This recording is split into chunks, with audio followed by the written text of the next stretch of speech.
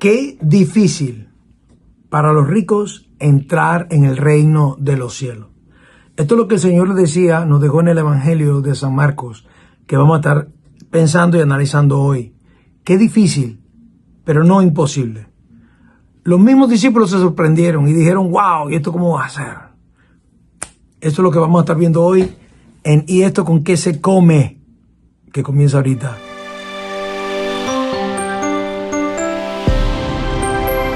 Difícil va a ser para los ricos entrar en el reino de los cielos.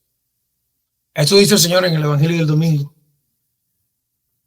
Difícil, pero no imposible.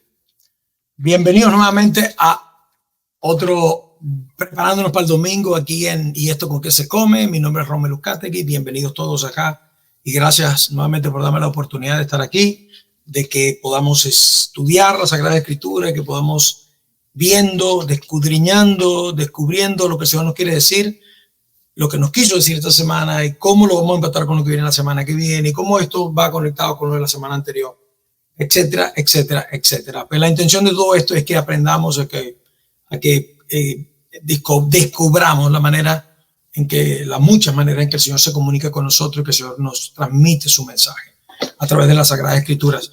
Es importante que cuando vayamos a misa vayamos preparados a escuchar al Señor, con los oídos y con el corazón abierto, porque el Señor va a hablar y nosotros debemos prestarle atención. Es muy importante también que en esa preparación llevemos un cuadernito, llevemos algo con que anotar, y aquello que nos suene diferente, que nos llame la atención, anotémoslo. O si no, en todas las iglesias tenemos misalitos como este. En un misalito pueden hacer esto, van rayando, y lo que el Señor les va mostrando, lo que les va diciendo, ustedes van anotando. ¿Sí?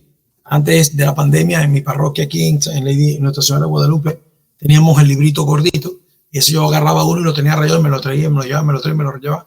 Pero por la pandemia los quitaron. Entonces de esa vez no tenemos más. Entonces toca hacerlo así. Yo, en mi caso, cuando voy a la iglesia, en mi teléfono abro una nota y empiezo a escribir. Mi esposa a veces se molesta, pero bueno, es la única manera que yo tengo de poder internalizar, poder atesorar lo que el Señor me está diciendo en ese momento, lo que le está diciendo a mi corazón y cómo es que esto lo voy a poder sacar provecho, cómo es que me voy a comer esto, cómo es que esto me aprovecha en mi día a día, en mi situación real, en mi problema de hoy, porque la palabra de Dios tiene esa facultad, tiene esa capacidad de alimentarnos en el momento en que tenemos hambre. No es simplemente una idea lejana, la salvación, el encuentro, el reencuentro con el Señor, etcétera. No, el día del juicio, no, eso en el día a día, es una dirección, es un micromanagement que el Señor hace de cada uno de nosotros en nuestra vida. Nos va diciendo cómo es que vamos a ir abordando, cómo es que vamos a ir atendiendo cada situación en nuestra vida. Y muy someramente en el Evangelio siempre el Señor nos lo revela, nos lo dice. Pero muchas veces, como le pasó a los discípulos de Maús, y que cuando iban con el Señor les contaba y les hablaba y les transmitía lo importante, ellos estaban distraídos, pensando en otra cosa. Y entonces cuando el Señor fue capturado, cuando fue sometido a juicio, cuando fue crucificado y murió, pues todos se sorprendieron y no entendieron y quedaron desconcertados. ¿Por qué? Porque no habían prestado atención. Entonces esto es lo que no queremos, lo que no queremos es que esto nos pase en nuestro día a día, que estemos preparados. Ayer teníamos una reunión y uno de los hermanos había preparado una charla, la preparó muy bien. Y se reunió con varias gente, practicó, hizo todo. Y entrando a la reunión, recibió un mensaje que le desestabilizó, que lo sacó de concentración y lo hizo perderse. Y cuando le tocó hablar y presentar la presentación y hacer la presentación, pues estuvo todo perdido. Y dijo las cosas para allá, para acá, para allá y para acá. Hizo su mejor esfuerzo, a pesar de, se paró e hizo el intento de. Pero la atribulación que tenía era tan grande que dominó sus pensamientos, sus acciones. Entonces, eso es lo que el Señor quiere que nosotros, de eso es lo que el Señor nos quiere librar. Que nosotros confiemos, escuchemos la palabra de Dios, confiemos en ella y que en cada paso, en cada momento de nuestra vida, nada nos tambalee. Que seamos una casa fundada sobre la roca, como dice el Evangelio. Que viene la tormenta, viene la lluvia, viene lo que sea, en la inundación y la casa firme. O como dice el profeta Isaías, un árbol bien plantado que da fruto a tiempo y a destiempo. No importa qué tan grande, extenso y duro sea el desierto, el verano, ese que está plantado junto al río siempre dará fruto. Y eso es lo que el Señor quiere. Por eso San Jerónimo decía muy sabiamente, el desconocimiento de la Sagrada Escritura es el desconocimiento de Cristo. Si nosotros no conocemos la Escritura, si no conocemos a Cristo, estamos perdidos. No tenemos salvación. No es posible la salvación para nosotros sin Cristo, sin la Sagrada Escritura de la mano. Entonces, mis hermanos, y esto que se come, aquí estamos hoy, 3 lecturas maravillosas. La primera lectura es el libro de la sabiduría, capítulo 7, versículos del 7 al 11. El salmo es el Salmo 89, aquí para la Conferencia Episcopal de los Estados Unidos. Y la carta a los Hebreos, capítulo 4, versículos del 12 al 13. Por último, el Evangelio de San Marcos, capítulo 10, versículos del 17 al 30. Está bastante extenso, tiene mucho contenido y vamos a tratar de ver cómo una cosa se conecta con la otra. En el libro de la sabiduría, pues vemos aquí el Salomón, o quien escribe el libro de sabiduría, está haciendo un preludio de las razones, haciendo un análisis de las razones que le hicieron, ¿sí?, pedirle a Dios sabiduría. ¿Cuáles fueron los argumentos que él analizó, lo que él discutió consigo mismo para poder tomar esa decisión de decidir qué es lo que yo quiero para mí? Y ahí, pues, el capítulo 9 del libro de sabiduría, lamentablemente los hermanos protestantes que tienen Biblia con 66 libros, pues no van a tener sabiduría, lamentablemente, pero busquen una buena Biblia católica, online están, ponen Google Catholic o Biblia católica, pueden buscar la versión de Jerusalén, que es muy buena, o la versión latinoamericana, para que no se confundan. Una llamada ahí de trabajo. Entonces, sabiduría, dice, la prefería a los cetros y a los tronos. Con ella tuve en nada la riqueza. No se puede comparar con la piedra más preciosa, porque todo el oro junto a ella es un poco de arena y la plata es como lodo en su presencia. La tuve en más que a la salud y a la belleza. La prefería a la luz, porque su resplandor nunca se apaga. Todos los bienes me vinieron con ella. Sus manos me trajeron riquezas incalculables, entonces incontables. Sabiduría. ¿Qué buscó Salomón aquí? Sabiduría. Señor, yo no quiero nada. No pretendo nada. No espero nada. Salomón quizás se veía ante la posibilidad, tenía hermanos mayores. Él era, vamos a decir, hijo de un matrimonio raro ahí, una unión rara con Betsabé. David era un poquito calenturio y entonces nació Salomón. Había hermanos mayores, sí tenía hermanos, que quizás ostentaban el cetro antes que Salomón. Y hubo uno incluso que fue nombrado rey, todavía el rey David en vida y Salomón pequeño. Entonces el rey David, enfermo ya a punto en el lecho de muerto, se levanta como puede y va y lo unge y lo hace ungir como rey a Salomón. Y Salomón viéndose quizás sintiéndose disminuido, pequeño, poco, ante el gran rey que fue su padre, dice, ¿cómo puedo yo igualar lo que ha hecho mi padre? Mi padre, David, conocido como el hombre que tenía el corazón y el sentir de Dios. Dios lo elige rey por lo que hay en su corazón, por lo que ve en su interior. Entonces él, queriendo no quedar por debajo de su padre, no dañar el legado de su padre, piensa, analiza. Y esto es lo que está haciendo. Aquí está diciendo cuáles fueron los elementos que puso en consideración y cuáles fueron las cosas que rechazó antes de optar por la sabiduría. En el capítulo 9 del capítulo 9 del libro de sabiduría, está la oración preciosa, que muchas veces me la han puesto a hacer los sacerdotes de penitencia cuando me confieso. Léete el libro, capítulo 9 del libro de la sabiduría. Y es una oración hermosísima que se la recomiendo a todos. Háganla. Entonces, vemos aquí Salomón cómo hace esta oración, cómo pide al Señor, y con ello vino pues todo lo demás. Entonces aquí recordamos lo que dice el Señor Jesús en el Evangelio. Busquen el reino y la justicia y todo lo demás vendrá por añadidura. Y eso es algo que nos cuesta mucho entender. En el día a día es bien difícil a nosotros los hombres entender esto. Buscar el reino y la justicia de Dios. Hoy en la cárcel tuve otra vez la oportunidad de entrar y salir de la cárcel. Porque el punto de la cárcel no es entrar, el punto de la cárcel es salir. Salir cuando tú quieras salir, ¿sí? Y era una cosa que discutíamos hoy ahí. Había uno de los muchachos, uno nuevo, Agustín, y dice que él ahorita hubiese estado a esta hora que yo estaba ahí, hubiese estado haciendo cualquier otra cosa, pendiente de 27,000 cosas, de atender a su esposa, a sus hijos, a su familia, a sus amigos, lo que sea, su trabajo, pero menos. Lo que menos se le pasaba por la cabeza era estar sentado en una mesa con otros 6 hombres, estudiando la palabra de Dios, escuchando la palabra de Dios. Eso nunca lo pasó por aquí. Y yo le digo, mira, quizás esa es la razón por la cual el Señor te tiene aquí y nos tiene aquí a todos, porque por las razones que sea, pues el Señor nos ha traído a todos, a ustedes en una forma y a mí en otra, pero estamos aquí todos reunidos en torno a esta mesa, escuchando la palabra de Dios, porque el Señor tiene un propósito para todo esto. Y seguramente los pasos y las decisiones que todos nosotros hemos ido tomando a lo largo de la vida, pues nos han traído a esta mesa. Nos han traído con circunstancias muy diferentes. Yo me puedo ir ahorita, puedo venir la semana que viene, sin problema. Pero ustedes forzosamente están aquí. Yo tomé una decisión, libremente lo he hecho. Ustedes forzosamente les tocó hacer. Pero el Señor, a pesar de lo que quiere llamar la atención, te está librando de algo más grande. Quiere hacer de ti un hombre verdadero, un verdadero padre, un verdadero esposo, un verdadero hijo, un verdadero hombre para esta sociedad, para la humanidad. Y te está haciendo un llamado de atención. Y él se quedaba callado y decía, tienes toda la razón, así es que yo lo veo, así es que yo lo entiendo. Y lo que quisiera ahorita es retomar mi amistad con Dios. Y me preguntó que si era posible confesarse. Le dije que sí, que eventualmente pues iba a ir un sacerdote en algún momento de chapel service y se iba a poder confesar.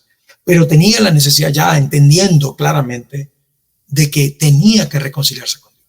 Tenía que reconciliarse con Dios. Y me lo dejó claro. Me dijo, el sacramento de la confesión no es nada más confesar tu pecado, es reconciliarte con Dios. Es lo más importante.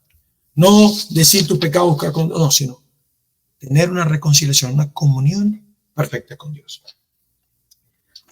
En el Salmo tenemos pues un clamor a la misericordia. Señor, sacíanos con tu misericordia.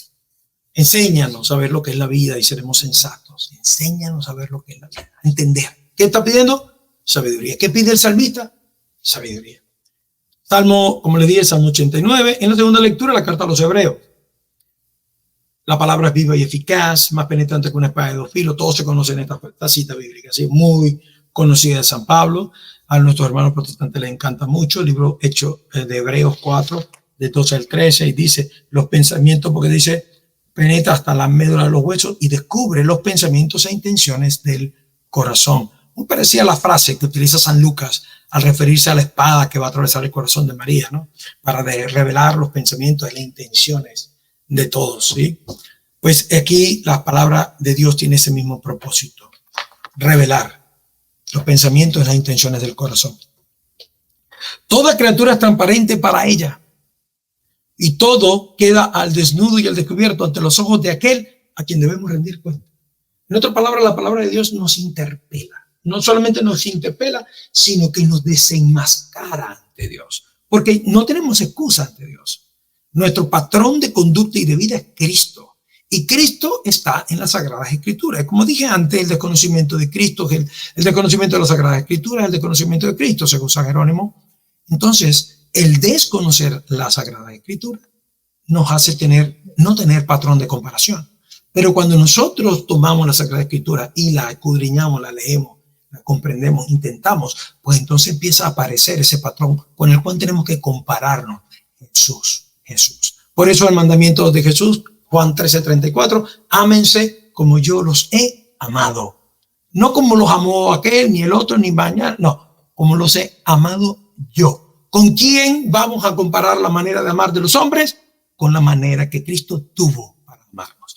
Entonces, importantísimo, la palabra de Dios nos interpela y nos desenmascara. Con él no tenemos cuento. No podemos ser medios cristianos. O somos cristianos completos o no lo somos. Muchas veces el Señor lo dice. En el Evangelio según San Juan varias veces lo dice. Quien cumple los mandamientos está en mí y en mi Padre está conmigo. Y todo ese trabalengua que hay ahí. Bueno, Todo tiene que ver con ser verdaderos hijos de Dios, con comportarnos como verdaderos hijos de Dios. Muchos cristianos andamos al garete, medio haciendo, y no es así. O eres cristiano completo o no eres. En estos días he estado constantemente oyendo de la gente, los perros se enferman, lo mandé a dormir. Los perros no pueden parir, hay que castrarlo a los perros, a las perras hay que ligarlas. ¿De cuándo acá tú eres Dios para controlar quién vive y quién no vive? ¿Por qué es tu perro? Entonces, para eso sí sirve, ahí no eres provida. Eres provida nada más a veces, cuando te provoca llenarte la boca de decir que eres provida. Y lo que Dios ha creado, la creación, ¿por qué no la deja hacer? No, porque te enferma, porque el doctor me dijo, eso es mentira. Toda la vida tuve perros y toda la vida las perras parieron y toda la vida no pasó nada. Aquí a los perros hay que hacerle,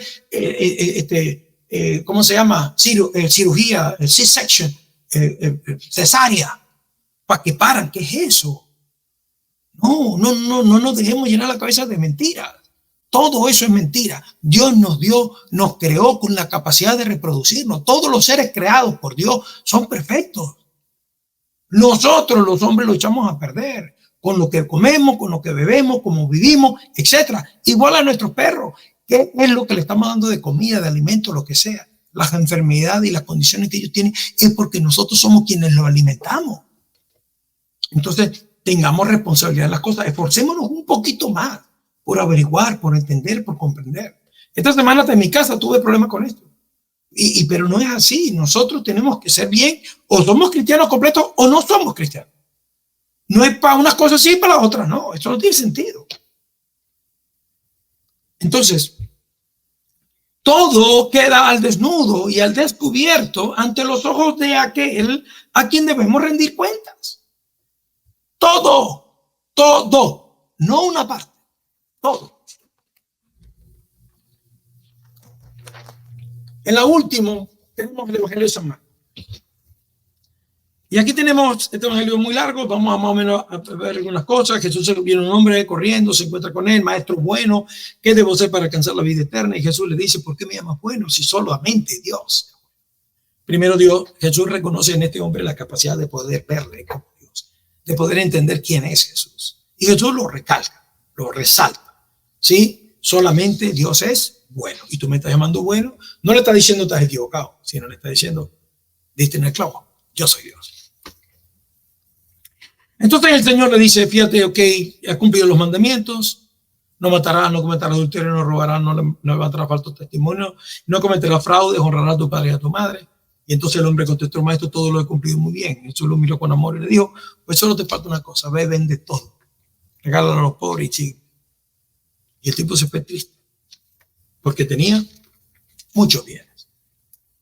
Jesús mirando a su alrededor dijo entonces a sus discípulos, qué difícil va a ser para los ricos entrar en el reino de Dios. Difícil, no imposible. Los discípulos quedaron sorprendidos ante estas palabras, pero Jesús insistió, hijitos, qué difícil es para los ricos. Qué difícil es para los que confían en las riquezas entrar al reino de Dios. Más fácil es a un camello pasar por el ojo de una aguja de que un rico entre en el reino de Dios. Ellos se asombraron todavía más y comentaban entre sí, entonces, ¿quién puede salvarse? Jesús mirándolo fijamente les dijo, es imposible para los hombres, mas para Dios todo es posible. Yo les aseguro, nadie que haya dejado su casa, hermanos, hermanas, porque Pedro le dice, y es que nosotros, que lo hemos dejado todo por ti para seguirte, ¿qué va a hacer de nosotros? Y se les aseguro que nadie que haya dejado todo, padre, madre, dejará de recibir en esta vida el 100 por 1.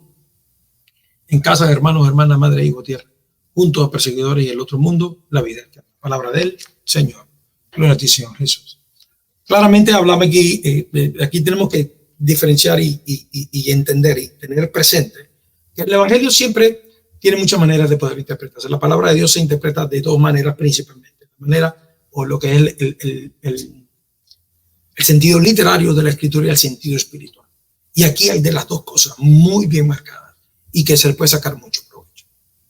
Ciertamente para un hombre rico el poder decidir si deja todo o no está en él 100%. No está en él 100%. Y la tristeza de este hombre rico muchas veces pasa porque yo quisiera hacer algo, pero mi entorno no me deja. Pero mis responsabilidades no me dejan. pero mi esposa, mis hijos, mi tío, mis abogados, mis contadores, mi gerente, mis dueños de empresa no me dejan. Entonces, a veces no es tan sencillo. Y parte de la tristeza de este hombre es precisamente saberse de que no todo depende de él. Yo manejando le decía a mi esposa, ¿y qué tal si yo ahorita llego y digo, bueno, vamos a vender, yo voy a vender todo y me voy a seguir aquí yo y me olvido del mundo? Me dijo, no. ¿Y yo?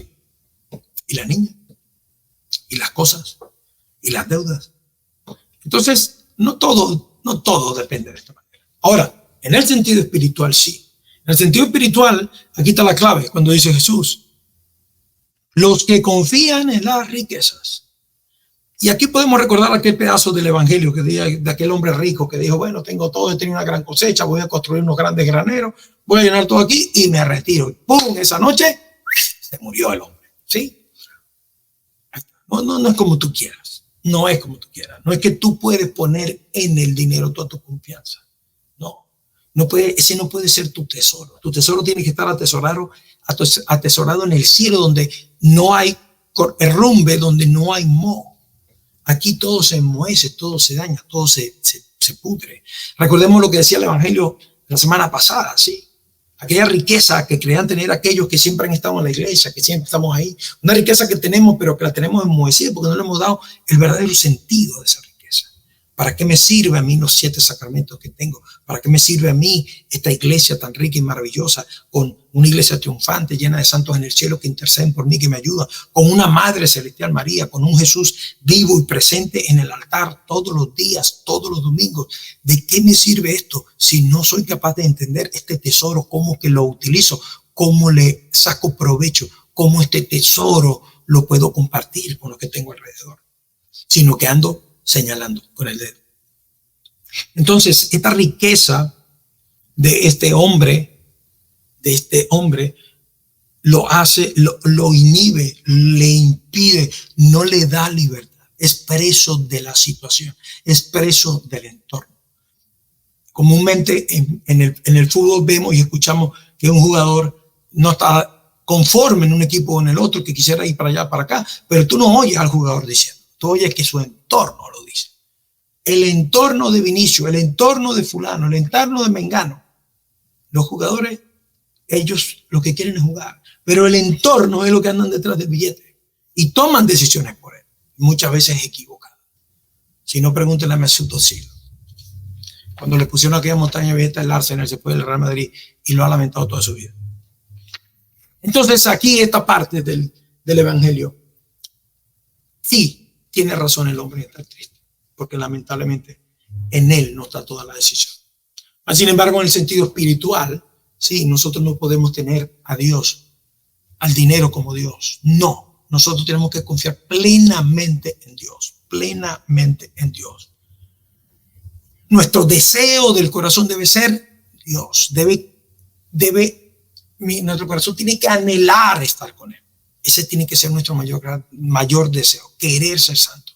Y lo segundo, tenemos que demostrarlo con acciones, nuestras acciones, nuestro comportamiento, nuestra vida, todo nuestro ser tiene que moverse en esa dirección. Recordemos aquello de Sócrates o de Platón. Si quieres ir al Monte Olimpo, asegúrate que todos tus pasos vayan en la dirección del Monte Olimpo. Si tú quieres llegar al cielo, tienes que hacer todo lo que tienes que hacer para poder llegar al cielo. Y aquí es importante la pregunta que Jesús le hace a este hombre. ¿Cómo tú te estás relacionando con tu entorno? ¿Cómo tú te relacionas con tus hermanos? Fíjate que le pregunta por los 7 pecados: cuarto, quinto, sexto, séptimo, octavo, noveno y décimo. Los 3 primeros no se los pregunta a Jesús. Jesús asume que el hombre ama a Dios, no toma el nombre de Dios en vano y que celebra la fiesta y honra y adora correctamente a Dios. Pero le pregunta cómo es su relación con los demás, cómo es su relación con sus padres y cómo son la relación con los demás. Cumples con los mandamientos del amor. Los mandamientos del amor. Los primeros 3 mandamientos para Dios, el 4º mandamiento para el Creador, nuestros padres, ¿sí? Y los últimos mandamientos del amor, porque si te amo no te mato, si te amo no te robo, si te amo no te engaño. ¿Cómo estás tú practicando el amor? Por último, habla un poquito el evangelio acerca de aquellos que dejan todo por seguir a Cristo. Aquellos que son ordenados, sacerdotes, diáconos, religiosos, etcétera, que han renunciado a todo por ir a seguir a Cristo. Estos hombres y mujeres la tienen más fácil, no tienen muchas otras cosas que hacer, solamente dedicarse al servicio de Dios. Y sin embargo muchos se equivocan, muchos fallan, porque es una pelea dura. Y a veces cuando estamos en una pelea y no tenemos conciencia de que estamos en una pelea, pues nos dan galletas y nos dan duro. Entonces, mis hermanos, al final todo cae en la primera lectura. Sabiduría. Si yo pido al Señor sabiduría, si yo le pido al Señor esos dones maravillosos que me permitan entender todo lo que el Señor ha creado, pues yo podré tener estabilidad, podré desenvolverme bien en este mundo de la manera que Dios quiere que lo haga, de la manera correcta. Podré ser buen esposo, podré ser buen hermano, podré ser buen hijo, podré ser buen papá, podré ser buen ciudadano, buen cristiano, podré ser buen parroquiano. Si yo pido al Señor los dones espirituales correctos, si yo le pido al Señor por mi sabiduría, para yo poder entender, para yo poder comprender y para poder saber elegir qué es lo mejor para mí, para mi alma y para que el reino de Dios crezca. Entonces al final se cierra el ciclo. Comenzamos pidiendo sabiduría y vemos cómo todo en nuestra vida ronda a partir de esa sabiduría y cómo nosotros pudiéramos tener una mejor vida y ofrecer una mejor vida a los que nos rodean si nosotros entendemos y comprendemos lo que Dios espera para nosotros. Como dice el Salmo, que sea nuestro clamor esta semana. Enséñanos a ver lo que es la vida y seremos sensatos. Enséñanos, Señor, a ver la vida y seremos sensatos. Por eso, mis hermanos, los invito nuevamente a que lean la palabra de Dios. A que en la misa, cuando vayan a la misa, escuchen al sacerdote. Escuchen a quien proclama la lectura, la primera, quien canta el salmo, la segunda lectura, el evangelio. Tomen notas, repásenlo en su cabeza, concéntrense, escuchen a Dios, vayan con el corazón dispuesto, con su mente abierta, para que el Señor les hable y atesoren eso en su corazón, porque eso es lo que nos hace diferentes. Eso es lo que nos hace diferentes. Hay una historia de un santito que era, no sé quién, estaba un monjecito que estaba con un santo. No sé, creo que era San Jerónimo o San Ireneo, creo que San Jerónimo. Y el monjecito le decía que no entendía la palabra, que no se le quedaba nada. Y él le dice, bueno, agarra ese canasto de ahí donde estaban cosechando papa y yuca. Y le dice, anda al río y tráeme agua. Y el hombre iba para el río, metía el canasto y traía. Cuando llegaba aquí, llegaba sin agua, porque era un canasto. Y botaba toda el agua por el camino. Cuando llegó aquí le dice el santo, ¿dónde está el agua? Y le dice, no, mire, lo traía, pero se me chorreó. Pero no busca más, pues te pedí que me trajera agua. El hombre va otra vez, y así sucesivamente muchas veces. Y cuando llega a la cuarta vez, el hombre se molesta, le dice, no, pero no vuelvo a ir más, porque no estoy trayendo nada de agua. Voy para allá, recojo el agua, y cuando llego aquí, nada se queda en el canasto. Y entonces le dice, ¿han entendido?